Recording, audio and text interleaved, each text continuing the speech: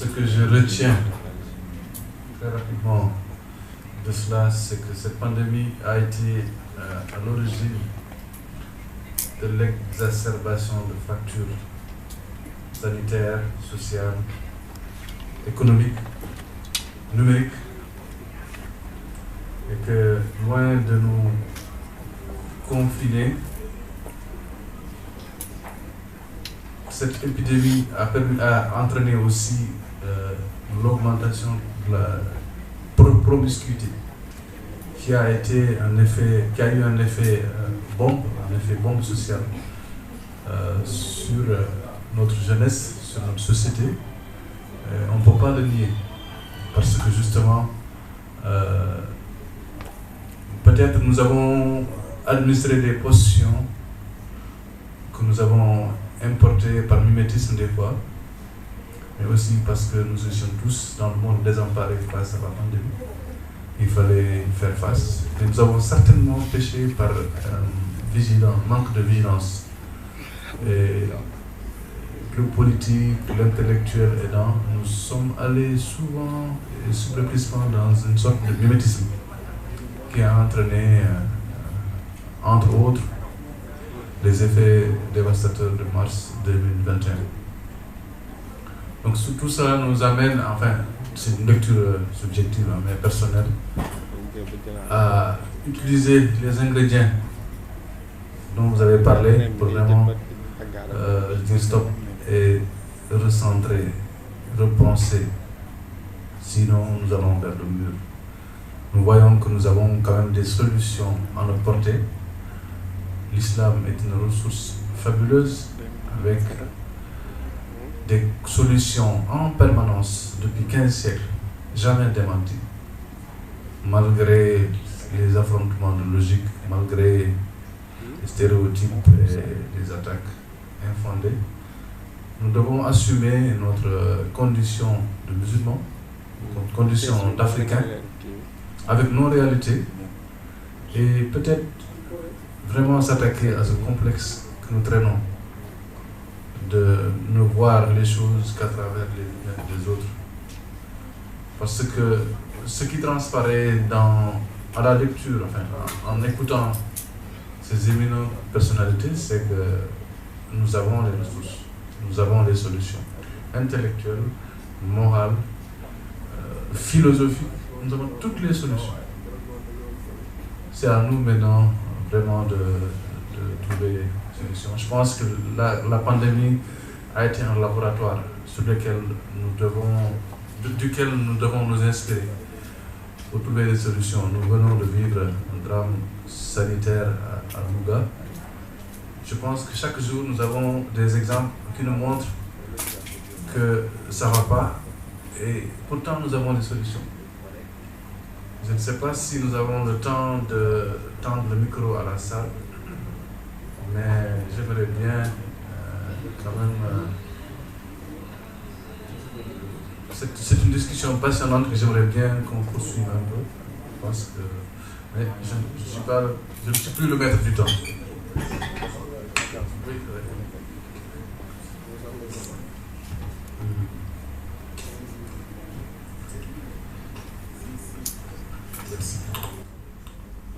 Allô? On s'excuse de cette petite entorse, mais on voulait vous proposer, avec votre permission, qu'on procède à une remise symbolique d'un Coran braille et des cannes blanches au président des non-voyants qui est là. Le reste maintenant se fera en deuxième temps au niveau de l'autre salle, parce que cette salle est prise. Premièrement. Ensuite, n'oublions pas que tout ce que nous faisons, on le doit à des partenaires.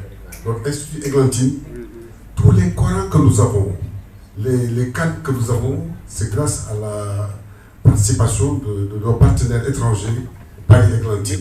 Donc on ne les remerciera jamais assez. C'est l'occasion, Monsieur le Président, de revenir là-dessus. Votre voix est beaucoup plus adaptée, beaucoup plus indiquée pour les remercier. En tout cas, si vous le permettez, on va l'appeler Monsieur Thiaré. Vous lui remettez ça à titre symbolique. Le reste maintenant se fera à notre salle. Merci. Monsieur le Président, qui va remettre à Thiaré le Coran et les cannes.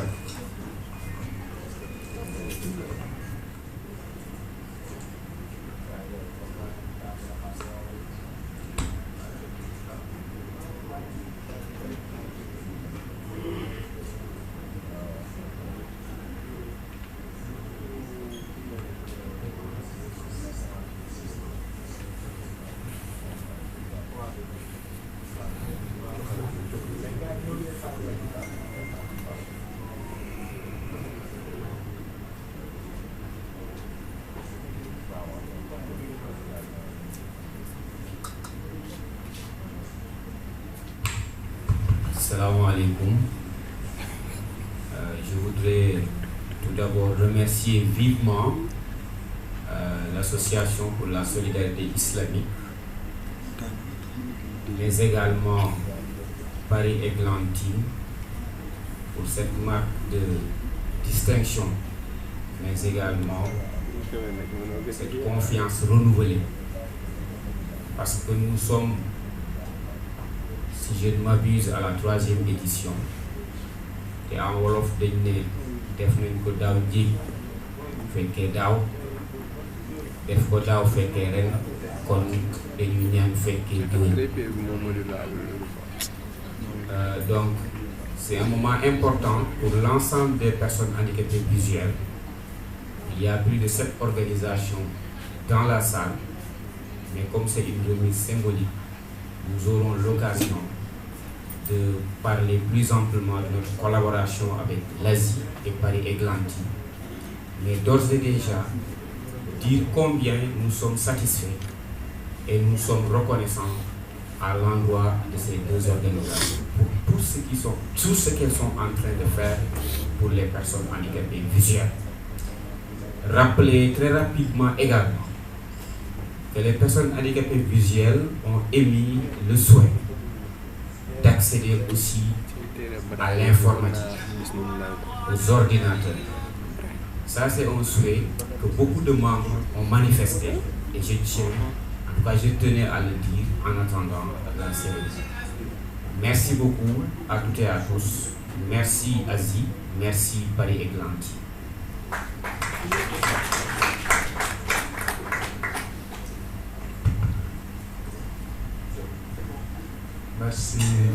Merci à Paris Églantine, merci aussi à Asie pour les efforts. Alhamdulillah, qu'Allah vous rétribue, qu'Allah nous assiste dans cette mission de solidarité et de partage. J'ai perdu de 20. Une mention spéciale à notre frère Mamadou Sellili qui est en France, donc, qui sert de jonction pour l'entremise, pour disposer de ces moyens. J'aimerais aussi, avec votre permission, saluer la présence de monsieur le ministre Amadou Tidiane Wone, ancien ministre de la Culture, combattant émérite pour nos valeurs intrinsèques, ancien ambassadeur du Sénégal, un homme de culture, un homme de piété, qui est dans la salle. J'aimerais aussi, avec vos permissions, donner la parole en priorité au professeur Penambo. Je crois qu'elle a des obligations, donc qu'on ne présente plus. Madame le professeur, vous avez la parole. Si vous pouvez lui passer le micro.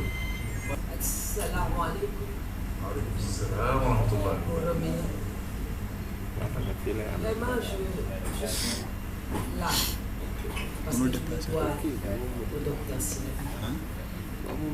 Au-delà de notre rencontre au sein de l'Asie, nous avions une relation assez particulière sur le plan spirituel.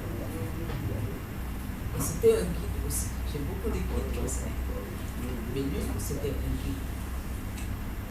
Je remercie notre président, qui est un peu mon tuteur quelque part, parce que c'est avec lui que je pars pour la Oumra. Ce sont des moments extrêmement intéressants, importants d'échange. Et je suis aussi liée à Fatou, mais Fatou est ma grande sœur depuis très longtemps. Depuis très longtemps, grande sœur sur le plan intellectuel et sur le plan social. C'est une personne qui n'a pas changé depuis que je la connais. Quand elle mettait ses bottes, ses jupes à l'IFAN, moi j'étais étudiante et elle n'a pas changé du point de vue intellectuel, de l'approche, etc. Et l'habitude, quand j'avais l'habitude de dire que si on me demandait de faire sortir un couple intellectuel au Sénégal, j'allais chercher Fatou et Fatou. Vraiment.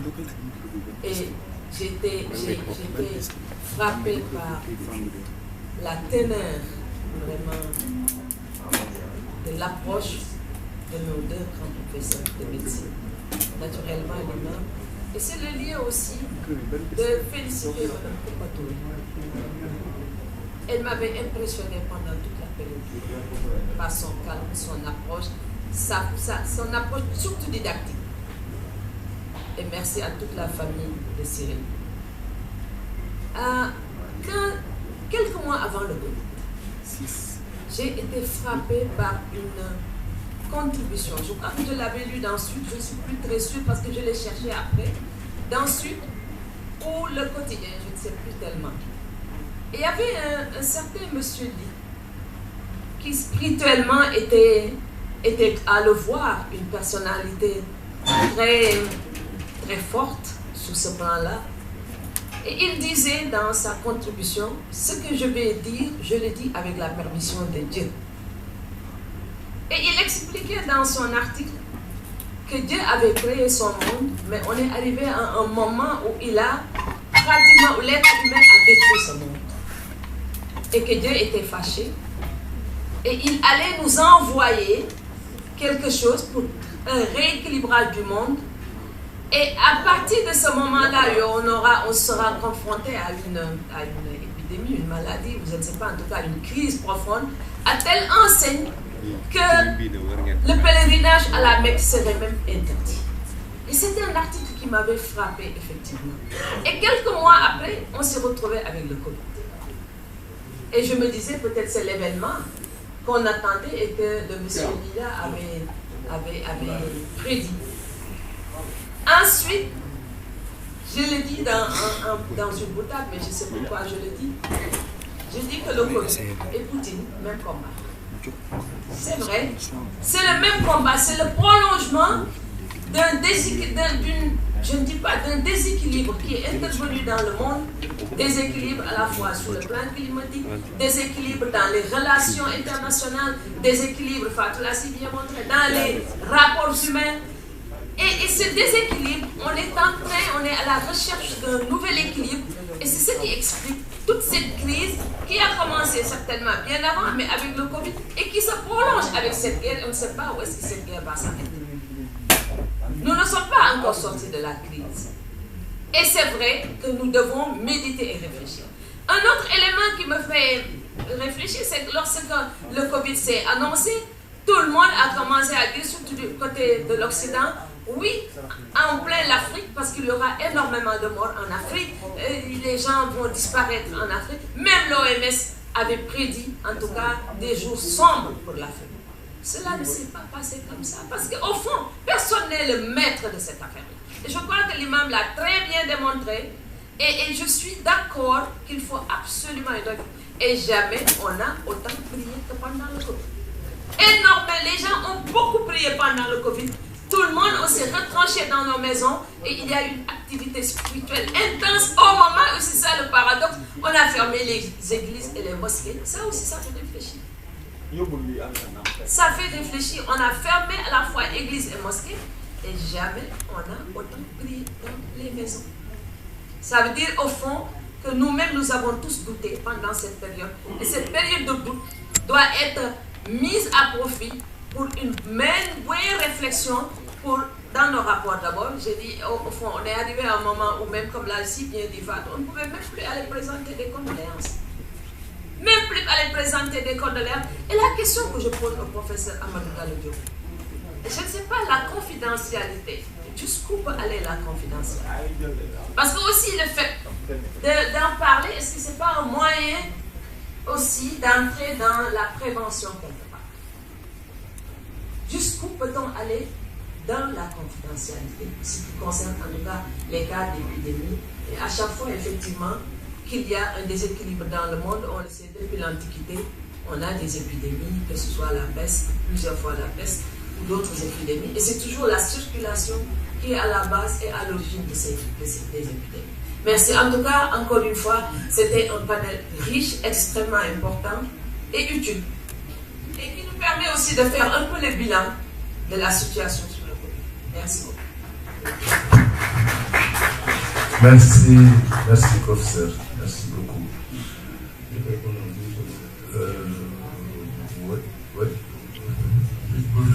Je peux libérer bien à propos de confidentialité, le binôme va vous répondre. Encore, je vous donne un exemple. Une personne infectée par le VIH, je parle sous le contrôle du professeur Saïd Sow, expert mondial dans ce domaine, dans un couple marié. J'ai mal actuellement en neurologie, infecté VIH, diagnostiqué. Je n'ai pas le droit d'en informer son épouse tant qu'elle garde sa conscience et sa lucidité.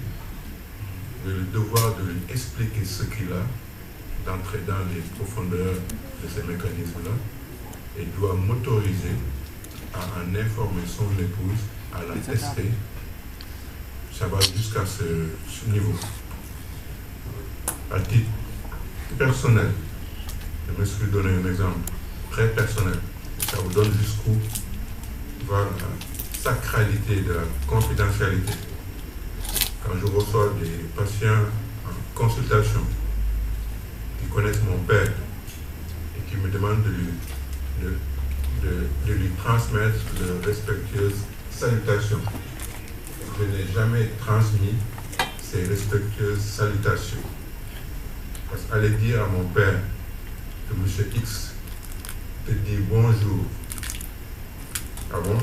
Mais tu l'as vu quand? Je l'ai reçu en consultation. Je n'ai même pas ce droit moral de transmettre des salutations à mon père. Ça veut dire que cette personne-là est malade. Et elle est venue me voir et elle lui transmet ses salutations. C'est sacré. Ça a trait à la plus intime, à la plus haute valeur en termes de dignité humaine. Et il n'y a aucun virus, aucune maladie, aucun alibi qui permette à une personne assermentée devant Dieu et les hommes de violer cette confidentialité. J'ai compris au travers de cette maladie que je devais me repentir de beaucoup de choses. Je me suis dit pourquoi moi? Pourquoi moi? Et j'ai réfléchi sur moi-même.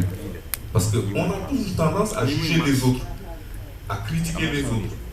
Mais on oublie de critiquer, de regarder qu'est-ce que moi j'ai dit qui ne fonctionne pas au point où dans la liste mon nom soit dedans. Il y a cette approche du musulman qui doit se dire il n'y a pas de fatalité.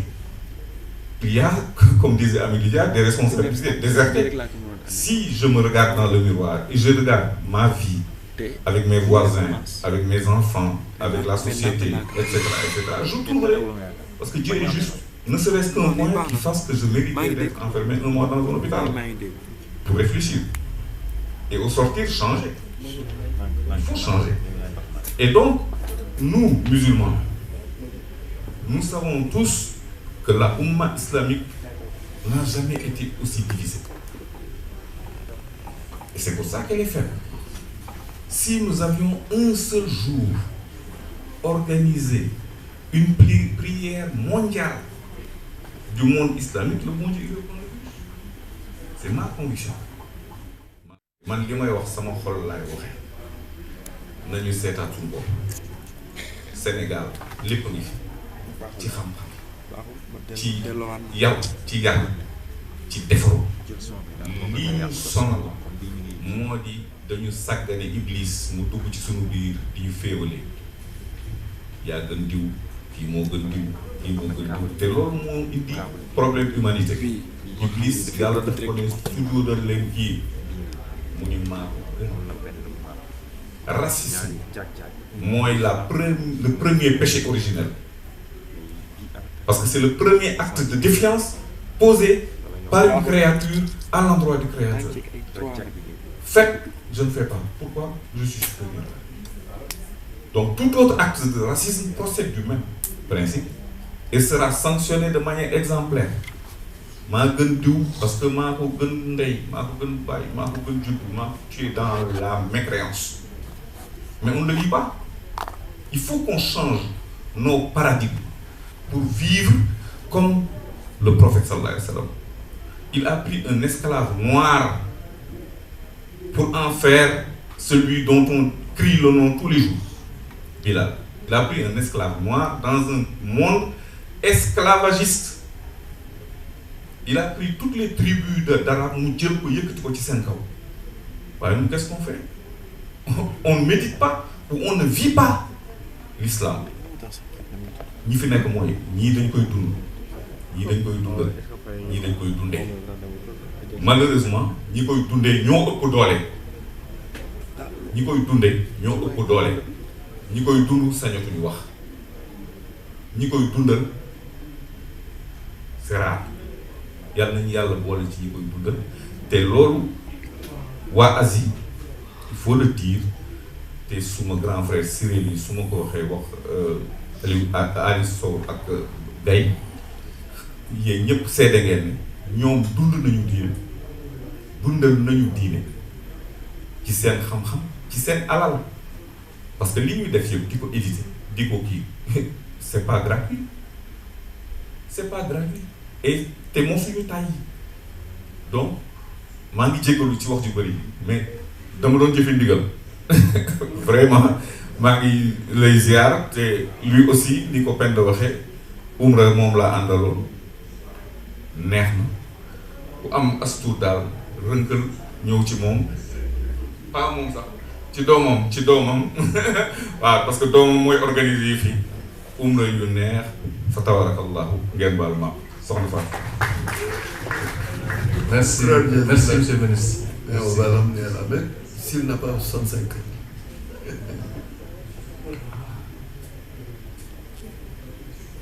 Une question. Vous voyez, il faut dire que le ministre a posé des problèmes de haut niveau.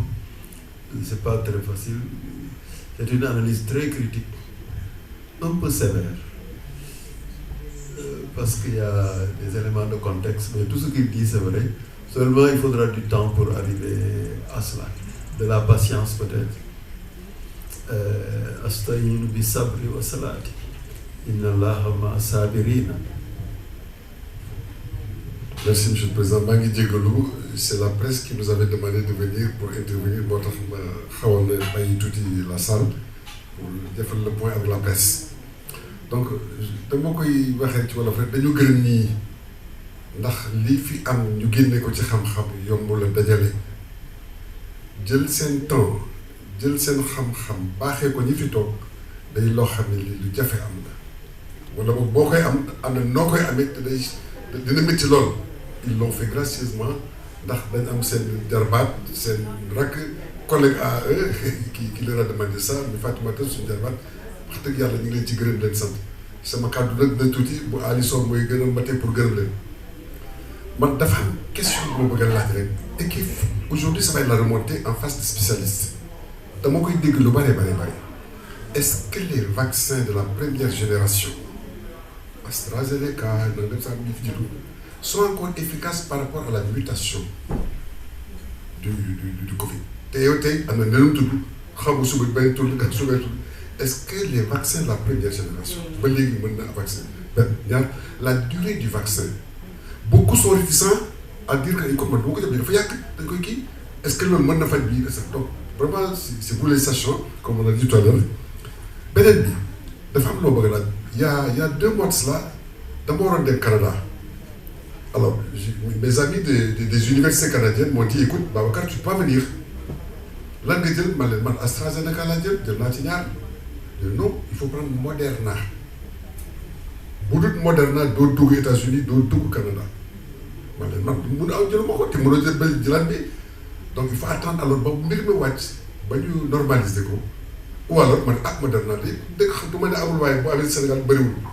daal li nga xam mooy Astra ak Sinopharm mais Moderna ñàkkul am na mais man jëluma ko et ça qui capote ma mission est-ce que loolu ça tient du commercial ça tient du médical ça tient de la politique vous nous direz beneen bi c'est surtout faire une suggestion aujourd'hui on assiste à une baisse relative de la pandémie yàlla na gën a yokk ba jeex tàkk mais comme on disait bu jeexee fii te jeexul fële jeexagul bu jeexee fii te jeexul fële jeexagul est-ce qu'il ne faut pas mieux est-ce que vous ne pensez pas qu'il faille prendre une politique de communication pour expliquer aux gens les raisons de la baisse. Qu'est-ce qui nous a amené à observer cette baisse aujourd'hui? Qu'est-ce qu'il faut faire pour la maintenir? Mais les gens sont là, on assiste, sur le plan sociologique, la sociologie là, on constate, point. Mais il faut aller au-delà du constat, à partir d'analyse pertinente, expliquer pourquoi on est allé là, et inviter les gens à maintenir tous ces paradigmes qui nous ont permis de conserver, sinon d'aller encore plus bas. Mangi djegol président, motax mo ñem ko ñaan. Assalamu alaykum. Di ñëpp ci seen tur ak seen sant. Di gërëm suñu sœur Fatimata ci invitation bi. Di leen gërëm association bi ñuy def macha Allah. Yal na borom bi ful ko yokk ko ñi mën di ko def at bu jot di dimbali ñi leen ci doole yi. Liñ fi dégg yëpp tey jàngal au plan médical mais surtout au plan sociologique Fatou li mu wax am na solo président li mu taxaw wax approche bi biñ jëloon ci commencement feebar bi mën nañu wax ni moo ñu indi problème yu bari yu ñu am parce que xamuñu woon feebar bi naka la xam nañ ne rek le virus la mais xamuñu nan lay def dañ ko jaxase woon lu bari ak Ebola ñu jël approche bi ñuy faje Ebola approche boobu lañ tegoon mais ñaari virus yi du benn mais virus bi wàllante bu gaaw bi ñu ciy wax président noonu la demee parce que bu nit tisoolee wala nit mu saqat sa wet milliards virus mooy tasaaroo milliards 1000 millions te dañuy daw donc loolu moo taxoon ñuy wax distanciation physique man du ma wax mukk distanciation sociale physique waaw ngeen dandante lu mètre pour que buy daw plus muy daw dooleem di daanu mu dal ci suuf mu musal nit ñi loolu taxoon ñuy wax dandante yi mais li nga xam ne nii moom lañ ci indi muy ñàkk yi question bi ñu laajte léegi professeur Salif wax na ko ci njëlbeen waxtaanam maladie infectieuse moom ñàkk moo koy aar te ñàkk nit ñi li ñu def li ñu xam ne moom la ñu xamoon ci ñàkk mooy boo ñàkkee feebar bi du la dal du tout bii nag du loolu boo ñàkkee mën nga dajeek doomu jàngoro bi mais doomu jàngoro bi du la gaañ du am doole ci yow loolu lañ ciy seet te li nga xam ne mooy façon ñàkk yu njëkk yi baax na même virus bi moom ak virus yi xam nga virus moom dañoo ànd ak lu leen di dundal yi ànd ak li ñu tuddee ARN yi ànd ak li ñu tuddee ADN virus bi moom ARN la àndal virus boo xam ne nag dafa ànd ak ARN li koy mandargaal mooy soppaliku mooy li ñu tuddee mutation donc fi mu nekk nii dal na mais bu ñu tëdd nelaw de mën na yeewuwaat ci beneen anam mais vaccin yi moom macha allah efficace nañ ci variant yi mais nag dañuy waronte efficacité en fonction variant bi nga xam ne moom moo am parce que mi ngi dépendre ci vaccin bi ci ban fànn virus bi dañ ko defaree te soppaliku bu virus bi soppaliku ci ban fànn virus bi également la soppaliku te généralement virus yi bu ñuy soppaliku ci li ñuy jël pour dugg ci biir cellule bi foofu la ñuy def soppaliku donc pour que nga xam ne nit ñi duñ leen xàmmee vaccin bi dootu leen xàmmee complètement ñu mun a dugg ci biir nit mais li nga xam ne moom laa mun a dalalee xel nit yi mooy virus bi plus muy gën di soppaliku plus moom it kattanam wàññeeku waaw loolu moom am nañ ci yaakaar te virus bi day ñëw par vague suñu seetee Sénégal am na vague bu njëkk bi moo gën a yàgg amul ba juróom benn weer vague bu njëkk bi après mu dal ñu am beneen deuxième vague boo xam ne def na à peu près ñetti weer ak genn wàll ba jëm ñeenti weer ñu am benn troisième vague boobu mooy gën a métti mooy delta boobu la ñu ñàkk ñu bëri waaw amul kër bu mu duggul koñ bu mu duggul ñu ñàkk ci ñu bëri boobu def ne lu ma ñetti weer mais bu mujj bi nga xam ne mooy Omicron boobu vague bi non seulement bëri na woon ñu mu dal mais yàgg motul sax ñaari weer presque ñu wàññi léegi nag il faut pas que ñëpp di nelaw ñu bëri nag am na ñoo xam ne feebar bi tisati na leen ndaxte loolu ay analyse sérologique wane na ko def nañ analyse yoo xam ne wane na ne ñu bëri feebar bi gisati na leen soo jëlee téeméeru Sénégal yi fi mu nekk ni presque juróom-ñeent fukki yëpp feebar bi gisati na leen dal na leen te yóbbuñu ko sax waaw ñooñu noonu am nañ lu leen aar mais aar boobu doyul il faut ñu mun ko eggale ak vaccination moom mooy dëgëral aar bi donc il faut ñu mun a def vaccination boobu pour mun a jot li professeur Salif Sow doon wax immunité protectrice collective boo xamante ne bii dinañu mën a aar mais li nga xam ne tamit war nañ ko dugal suñu bopp mooy feebar bi dafa nar a mel ni grippe dafay dem di dellusi il faut ku nekk xam ne pareegul ak ñun dana dellusiwaat léegi nag pour ñu mun ci aaru ci dellusiwaat boobu nekk rek moo ñu ci mën a jàppale donc ku nekk bu fekkente ne amoon nga ñaar nga ami benn bu fekkee ne musoo def nga dem def vaccination bi au moins dinañu jàppale mu aar ñu ndax mu bañ a gàllankoor suñu liggéey ndax Sénégal li fi nekk mooy mu bëri ay Salif wax na ko ñëpp wax nañ ko Fatou wax na ko ay góorgóorlu lañ dañuy daan seen doole pour mën a dundee bu fekkente ne nag ñooñu amuñu wér-gu-yaram bu ñu mën a daan seen doole donc il faut ñu ñaax ñëpp ñu dem ñàkku ji ñàkk bi dafay aaraate ñàkk bi amul benn conséquence bu muy def ci nit même jigéen bu wéru ay études wane nañ ne mën nañ ñàkk am na dëkk yoo xam ne commencé na ñàkk tout tànk yi ku am juróomi at dan lay ñàkk jëm ba sa kaw donc ñun Sénégal il faut ñu xool te loolu yéen waa daara yéen lañ ci yaakaar ak diine yi ñu xool ban approche peut-être benn déclaration boo xamante ni bii association musulmane yi dinañ ko def pour ñu mun a xool nan la ñuy jël réorienter la communication parce que on a vu que le monde médical la communication médicale a failli léegi il faut ñu xool ban approche la ñuy jël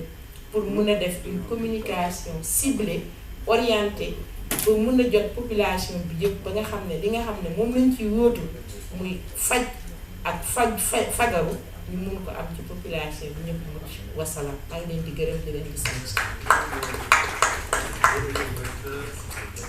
Shukran jazilan directeur am na rek lenn loo tontu ci ni Babacar waxoon ne ñàkk yi moom dafa defoon ñàkk toog xaw ma combien de temps la war a defaat ou bien.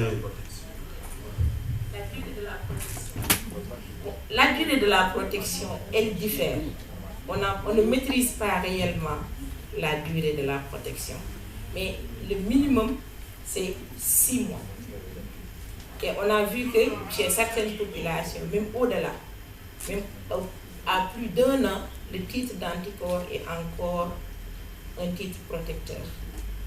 Mais, ku ñàkku daal boo toogee lu ma juróom-benn weer mu nga dem saytu sa yaram ñu seetal la est-ce que yow ba léegi sa yaram am na immunité su amee immunité jarul ñàkkuwaat mais buñ gisante ne ñu ngi wàcc mun nañ la defal dose de rappel parce que dose de rappel boobu dafay potentialiser le titre d'anticorps mu mun na mësal bu baax a baax.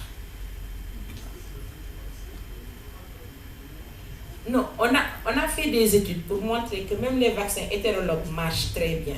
Et c'est même ce qui est recommandé. Si vous vaccinez au BIT, vous vaccinez AstraZeneca, si vous avez juróom-benn weer, boo ci gis rek jëlal boo ci gis jëlal day yokk kii bi résultat bi ci protection bi waaw waaw. am na solo jërëjëf shukran jazilan.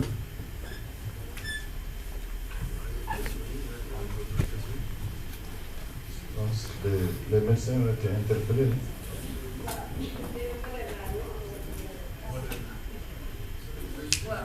xam nga kii non c'est du vécu xam nga non Moderna ak Pfizer dafa nekk professeur Salif wax na ko mooy benn approche bu bees ci vaccination xam nga vaccination avant ni ñu ko daan defee dañ daan jël doomu jàngoro bi di ko toggaat ba nga xamante ni bii dooleem wàññeeku na ñu jël boobu ñu dugal ko ci nit wala ñu jël benn portion ci doomu jàngoro bi ñu dugal ko ci nit mu defar léegi ARN messager nag moom mooy loo xamante ne bi ñëpp a ko am léegi ARN messager bi buñ ko jëlee def ko si dugal si doomu jàngoro bi moom buy dugg day togg anticorps yi donc directement l'ARN messager antigène bi nga xam ne moom lañ dugal ci ARN messager bi directement day defar anticorps yi après nit ki daal di protéger wu donc dañuy jël benn partie wu virus et loolu Salif wax na ko du woon du pratique bu bees dañ koy mettre en application bi Covid ñëwee mais fekkoon na ñu ngi ciy liggéey les 15 dernières années di liggéey ci ARN messager di xool mais bi Covid ñëwee lëmbale àddina bi yëpp doole yëpp àndandoo ñu ne nañ jël bii modèle bi ñu pratiquer ko ñu seet ñu testé ko ñu gis ne ça a marché et on a fait la mise à l'échelle de ce vaccin et qui a montré ses preuves et qui continue de les montrer. Et je crois qu'actuellement, ce sera la nouvelle approche vaccinale pour beaucoup d'autres maladies parce que c'est pratique, il n'y a pas de conséquences et li ñuy yaakaar loolu amul que ndax dafay dugg ci sa biir génome déedéet mënul dugg ci génome nit parce que ARN bu ñu ko dugalee ci cytoplasme ci kaw rek lay des liggéey li muy liggéey après moom dee na waaw donc mënul yàq dara ci biir yaramu doomu aadama loolu tamit il faut ñu wax ko nit ñi xam ko donc liñ ciy ragal naan day transformer sa yaram day transformer sa déedéet loolu yëpp amul c'est de l'ARN, c'est passager, ça reste dans le cytoplasme, ça fait son travail, transformer les protéines bi nga xam ne bi moo lay synthétiser anticorps yi lay muccal après moom day dem yoonam waaw asalaam merci. Juste par rapport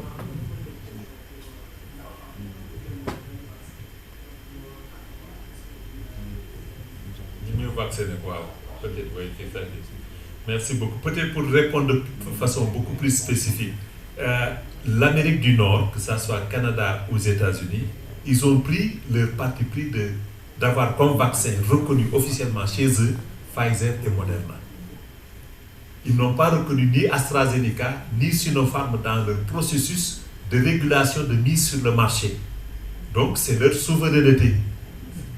Maintenant, nous autres pays, et vous n'êtes pas le seul, il y en a tellement qui nous interpellent, qui ont eu des vaccins ici et qui veulent voyager. Parce que maintenant, pour voyager dans ces pays, il faut avoir le certificat vaccinal et le QR code qui te permet de voyager dans ces pays. Maintenant, Moderna n'existe pas pour le moment ici. Et ce qui pourrait être possible, c'est que vous puissiez ne serait-ce qu'entrer là-bas, et là-bas, vous allez reprendre le schéma vaccinal. C'est ce que beaucoup de gens ont fait. Maintenant, le deuxième truc, aujourd'hui, la recommandation, c'est 3 vaccins. C'est ce que Koumba disait, on apprend chaque jour. C'est maintenant 3 vaccinations qui permettent de dire que tu as une vaccination complète. Ce n'est plus les 2, parce que la science a avancé et nous a montré qu'après 2, si vous restez 6 mois plus tard, vous avez un trou d'anticorps. Vous n'avez plus d'anticorps neutralisants pour vous protéger. Donc on booste. On vous fait une 3e dose. Maintenant, la question que l'individu la personne a posée dans la salle, l'idéal, c'est de faire en sorte qu'il n'y ait pas un gros trou, un temps beaucoup plus long. Par exemple, si vous restez 1 an, vous avez plus ou moins perdu les avantages de la première dose. Voilà, donc il faut normalement reprendre le schéma, commencer la première, la deuxième dose en respectant les intervalles. Mais l'essentiel, c'est de se faire vacciner. Tous les vaccins sont valables. L'essentiel, c'est de se faire vacciner. Ce qui est mauvais, c'est d'avoir 0 vaccin. Ça, c'est pas bien. Et la question que vous avez posée aussi, comment maintenir ces dynamiques de baisse? Elle est là. C'est très très bien. Mais ce qui manque, c'est d'augmenter le taux de couverture vaccinale. Parce que si jamais, dans le futur, on aura une nouvelle souche, une nouvelle variante qui va trouver un terrain favorable de multiplication parce que les gens ne se sont pas suffisamment vaccinés, ça va encore flamber. Donc la vaccination, elle est importante. C'est comme s'il y a de l'herbe qui est sèche et que ultérieurement qu'il y ait un brin d'animel. Vous voyez, ça va flamber. Et par contre, si on a une bonne couverture vaccinale, ça permettra, si jamais un variant qui va venir, si on est bien protégé, il y aura beaucoup moins de cas. Donc c'est important que nos autorités insistent encore. On est très faible. On est à 1 million, si vous regardez les bulletins, 1 400 000 et quelques mille. C'est le modèle de modélisation mathématique du Sénégal. Nous devons vacciner minimum 8 500 000 sur les 17 millions. Donc vous voyez, voilà. Merci. On est à combien? 11%, alors que c'est 60 à 70.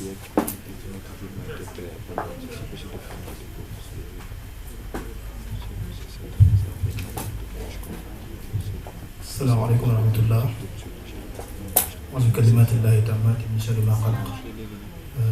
Ñu ngi ziarat ñëpp di balaax ñëpp ci weeru sell bi ñu nekk ñaan suñu borom jéggal ñu suñuy bàkkaar nangul suñuy jaamu yàlla. Man ñu ngi may wax docteur Abdoulaye Ndiaye bokk ci association bu ñuy wax association daïra bu ñuy wax Touba assistance médicale jiite département enseignement et culture. Santaat bu baax ci organisation bi ci doxalin bi ak ci waxtaan bi di sant suñu maman bu baax a baax professeur Fatima Ly mi ñu invité ci bis bi ñun waa Touba assistance médicale muy association depuis 2001 ñuy œuvrer dans le social médico-social particulièrement dans les daara de Serigne Saliou à Khelcom, Xaban, Kot Gelor, Boustane. Nous prenons en charge donc sur le plan médical les ndongo tarbiya. En même temps, on organise donc des campagnes médicales de sensibilisation partout dans le Sénégal. Ci Covid bi bu ñu ñëwee dafa am benn lu professeur Sow wax sànq mooy lépp solo ci àdduna mooy leadership éclairé.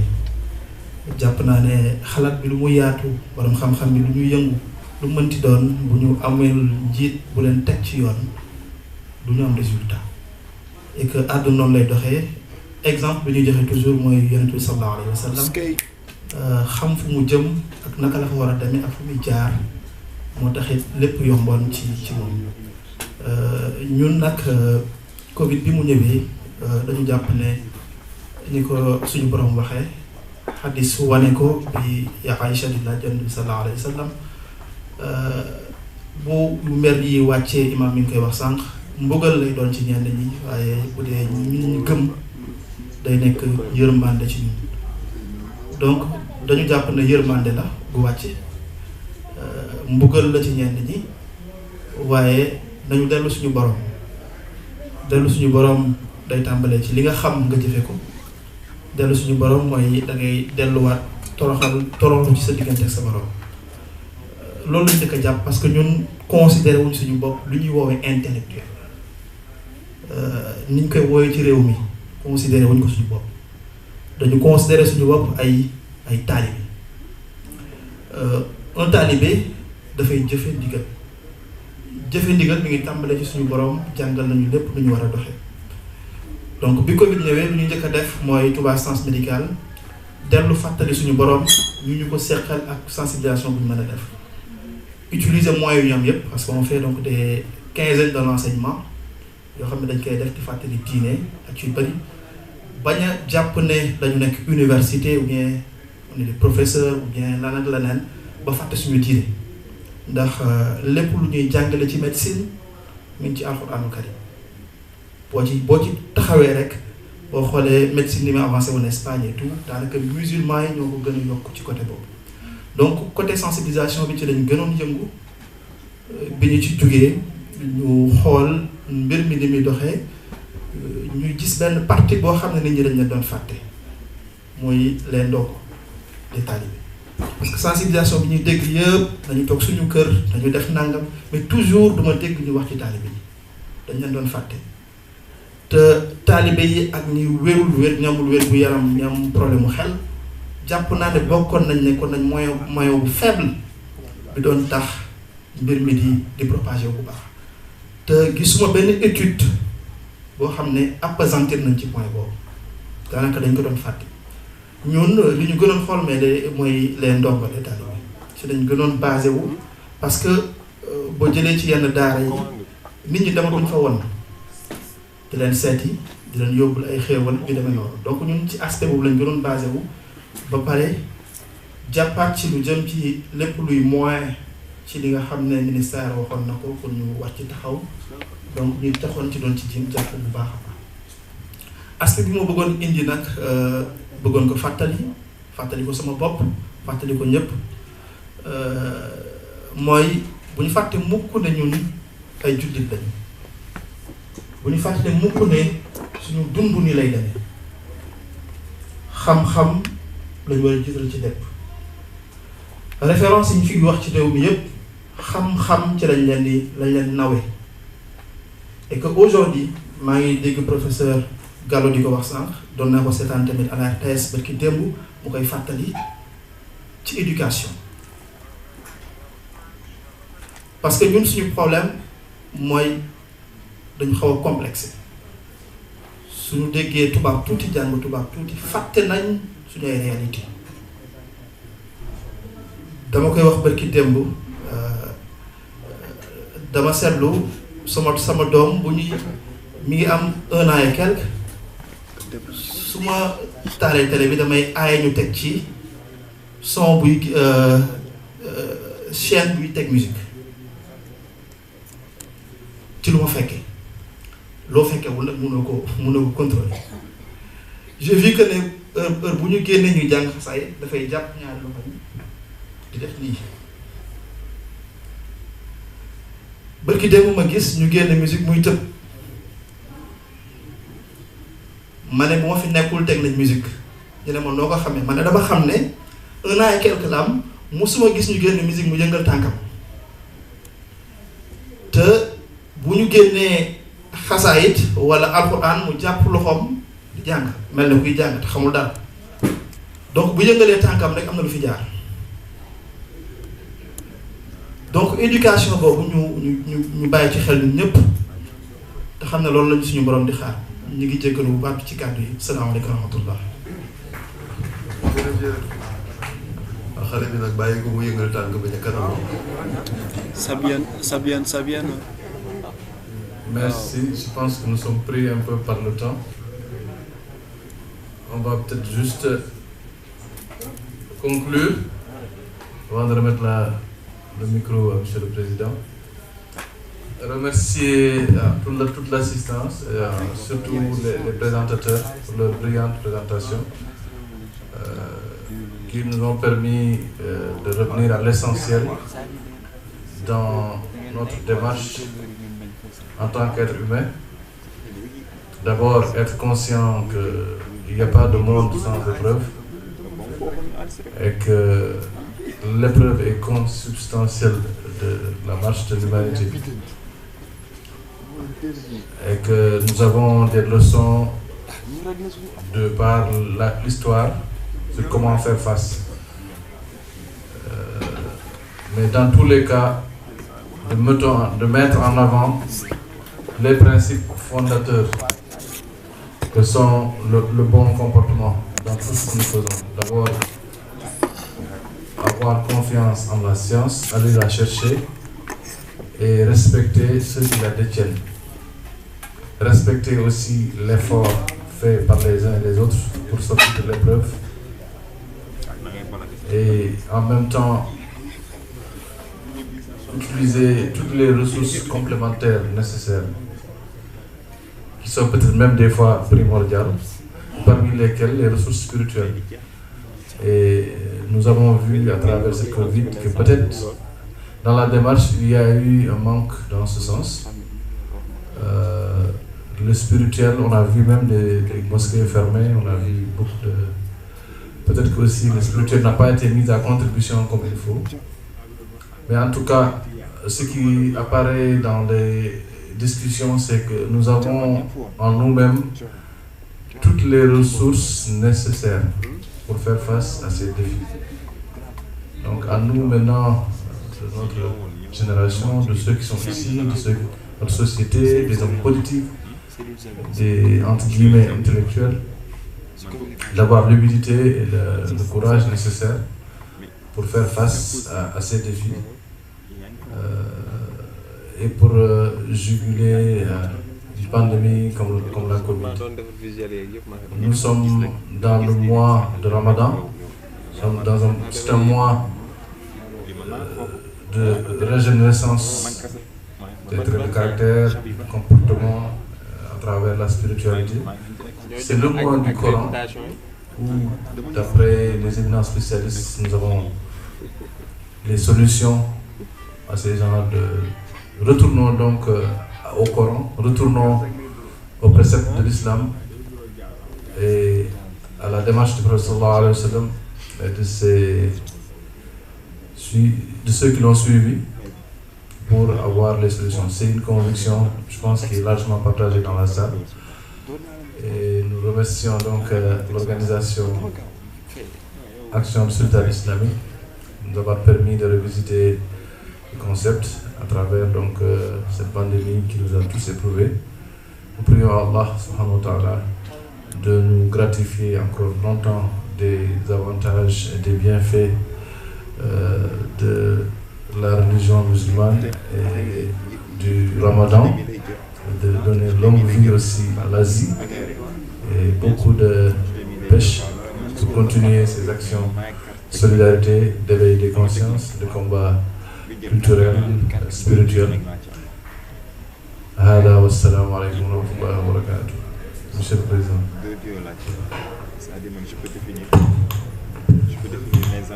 jërëjëf amuñu seen tey leen yàlla fay vous avez éclairé et en même temps inquiété en nous disant que affaire bi jeexul man dafa naa ni jeexul affaire bi jeexul waaye nag précaution mesures yi ngeen wax ñu war ci wéy tous les jours normalement pour le musulman pratiquant du jafe ci moom lay gën a yomb ñu gërëm leen yéen d'abord parce que yéen lay mbill gi yéen tax ñu dégg fi liñ fi dégg gërëm assistance bi ñu invité ñëpp am na ñoo xam ne sax bëgguñu ñu gërëm leen mais foog ma gërëm leen mooy la famille di def xale yi daal dañu impliqué léegi ñi ci jàpp bu baax a baax te noonu la war a demee ñun dañu ñëw pour jàppale leen kon nag je suis très content de la prise de conscience dañu bàyyi yi ñu doon def yëpp jël affaire bi en main ñoo organiser tout vraiment defuñ ci dara ñëw ubbi séance clôture ko yomb waaye liggéey bi ci des yëpp yàlla na jëm kanam di leen jàppale comme li ma ko waxoon sànq itam boo amee ci salle bi ñoo xam ne gis nañu li ñuy liggéey ñi ko sasoon li ñu doon def li ñu doon daj seen alal lañ ci def seen vie waxtaan boobu docteur Siri ñoom Bouna Gaye vraiment c'est extraordinaire ñeneen quel qu'il soit au moins une petite dizaine ñëw jàppale ci affaire bi jëm kanam te itam ñeneen ñi passé nañ sax âge nekk membre ak seen fonction mayu leen ko mais des sympathisants agissants comme ni ngeen def nii il faut que loolu groupe boobu yokk qui ne seront pas tenus de venir à des réunions ou n'importe quoi mais dans des cérémonies comme ça que nous allons multiplier yéen di ci teew di ñu ci jàppale peuple sénégalais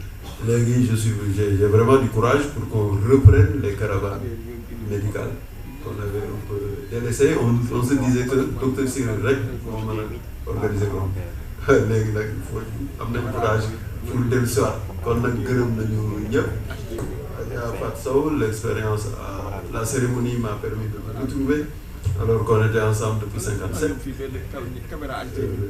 passé brevet on se retrouve aujourd'hui yàgg na depuis 57 on se retrouve passé brevet den de table en 57 et on se retrouve au bac den de table di passé bac en 59 et en 60 en 59 et en 60 donc loolu yëpp on voit que il paraît qu'il y a un impérialisme des Sow sur le bureau de séance jusqu'au Détroit.